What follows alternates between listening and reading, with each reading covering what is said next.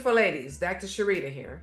Today we're going to be diving into menopause, a natural phase every woman who sees her 50s will likely experience. But for Black women, it often comes with differences that aren't just biological, right? They're systemic, and that's what we're going to unpack here today. So menopause, what's the definition, you may ask? Menopause is defined as a complete 12 consecutive months when you go without a period. It has to be 12 months consecutively without a period, then you are officially in menopause. It is a biological milestone, to say the least. You have hormone shifts, but the symptoms may vary widely. Some of the common symptoms you may have heard of, or you might actually be experiencing, or you know of someone who has experienced them, are like hot flashes, mood swings, night sweats, anxiety, depression, joint aches and pains, vaginal dryness, low libido, and even sleep disruption. So it all depends on your journey. I actually delved into the research on this topic on how it affects Black women differently. So I want to share with you some of the findings from some of the studies that I ran across. A study led by Michigan Public Health found that Black women experience natural menopause about 7.5 months earlier, and surgical menopause about 2 years earlier when compared to white women, especially when you factor in weathering or chronic stress exposure. So we're going to talk a little bit later more about the phenomenon of weathering. But surgical menopause, just for your understanding, is when you have removed your ovaries and or your uterus surgically. For a variety of reasons, women may have certain complications, and Black women in general tend to have, again, surgical menopause 2 years earlier. So we're going to talk about that a little bit more in depth. Another study by JAMA, Internal Medicine, they did an analysis and showed that menopausal symptoms usually last a median of 7 to 7.4 years overall in white women, right? But for African American women, the overall symptoms could last as long as 10.1 years on average, right? There are also some treatment disparities concerning hormone replacement therapy, right? And so unfortunately, Black women are less likely to receive the hormone replacement therapy than white women. Now, it could be for lack of knowledge, lack of exposure, or even understanding of the process. There's a lot of misnomers out in the media, a lot of myths, and so it might actually scare many Black women away from getting hormone replacement therapy. There's a national registry that showed that Black women had 22% lower odds of being prescribed systemic hormone replacement therapy. That's from their providers, right? In England, they found that Black African and Chinese women were about 80% less likely to get HRT, which is hormone replacement therapy, compared to white women. So you see, there's some disparity even in the treatments that we are offered and or we receive. There's also concerns with the mental health gap or access for mental health concerns, right? The SWAN study that I spoke of earlier on the perimenopause video, the SWAN study, the study of women's health across the nation, highlighted that Black women who are in menopause reported higher rates of depression and who are also less likely to receive treatment, psychotherapy, or even medication. Again, these are disparities that exist in our communities that need to be brought to light and addressed. So again, looking at those studies, and we talked about the concept or the hypothesis of weathering. So weathering was coined by Dr. Arlene Geronimus. She's she's a public health researcher, did over 30 years of research concerning this. And what is weathering? Well, weathering is really the advent of chronic stress, right?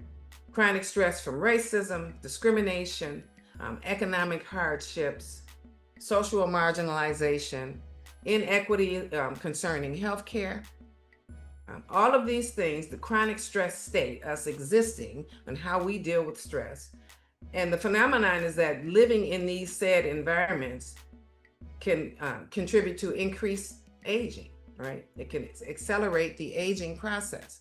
Well, by accelerating the aging process, we then experience menopausal symptoms, perimenopausal symptoms, and other health issues earlier than perhaps our white women or white counterparts. So it overall again impacts how we experience our health issues in our menopause. What the studies don't show, because often, this is interesting. This is an interesting point to unpack.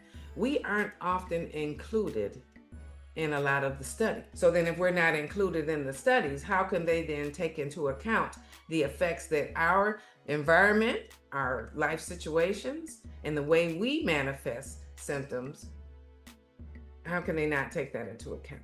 So again, this is something to keep in mind, that a lot of times we're excluded from the studies for a variety of reasons. So a lot of the common symptoms that are out there were based on studies that were performed on white women. So then you may ask, well, what can I do?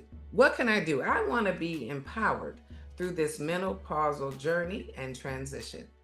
Well, here you can navigate and become empowered by tracking your symptoms, right? Let's track our symptoms. Well, what is that? Let's see the frequency of hot flashes and night sweats. Let's track our mood. Let's track our sleep or lack thereof, right? Let's track it so that we can be empowered and kind of know and see, is there a pattern and when we can expect, so that we're not just hit blindsided by these symptoms. You want to be your own best advocate for your health. You are the CEO of your menopausal journey. So ask about treatment options, right? Ask about HRT. Am I a candidate? If you're healthy and you don't have any exclusionary factors, you might be a candidate for HRT. And let me tell you, hormone replacement therapy is life-changing for a lot of women. I myself have actually undergone hormone replacement therapy, and it is life-changing. It abates all of your symptoms. It gives you back your health, your youth, your vitality. So find a provider. You might have a lot of providers who aren't studied or versed in the art of treating with hormone replacement therapy, but you want to find a culturally competent provider who sees and hears you and can then entertain and offer the option of hormone replacement therapy. Prioritize your mental health. Your mental health. Don't let these depressive anxiety symptoms go unnoticed, untreated. You are the CEO of your menopausal journey. So again, be aware. Prioritize your mental health. Seek help when you need to, right? You want to embrace stress-busting rituals. This is key. You're in control. Again, things like movement or physical activity, yoga, meditation. You want to reach out and get community support, joining Facebook groups, maybe something at the YMCA, something in your local community. But join a community that can offer you support because they too see you, hear you, and are going through the same things that you're experiencing. You can journal, right? And you want to definitely get into affirming self-care that works for you. May not work for everybody, but it works for you. Find those activities that bring you joy, that bring you peace, that de-stress your life, right? These are things that, again, you can do to feel empowered through this menopausal journey. Menopause isn't a one-size-fits-all, right? And for Black women, the stakes are even higher for us due to systemic failures. But knowledge is power. Again, when we know better, we do better, right? So track your symptoms, speak up, connect with a care provider that sees you, right? And knows you, right? And let me know then, if this resonates, if this video has resonated with you, hit the like or subscribe button below. And also share it with somebody you know. Share it with another phenomenal woman who needs to hear this. Your midlife can be your most powerful chapter yet. So I thank you, and until next time, let's live intentionally, age powerfully, and thrive authentically. Thank you so much. Have a good day.